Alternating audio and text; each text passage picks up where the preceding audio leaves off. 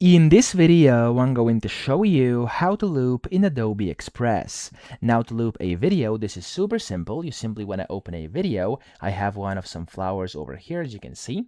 And then, of course, if you play it, it's going to play like this. And when it comes to the very end, it's just basically stopping. Now, if you want to loop this, the easiest way to do it is to click on the video and then click on the three dots and then click on the duplicate button over here. Now, you can do this for as many times as you want. So just keep on pressing Control and D on your keyboard, and as you can see, it's going to go through and it's going to loop for as many times as you want it to loop. So if I go back to the beginning, I can trigger this and it's just gonna go through infinitely, and of course loop for as many times as you want it to loop, of course depending on how many of these of course different duplicates you've actually put on here onto the timeline. That's the first way to do this, and that's the easiest one.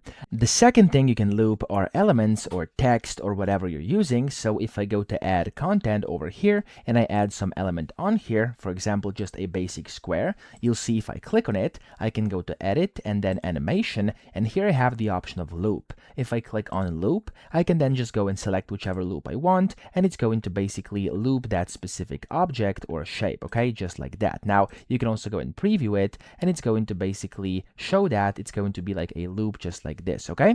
So that's essentially how to do this. I hope this video helped you out. If it did, please subscribe to the channel and help me out as well.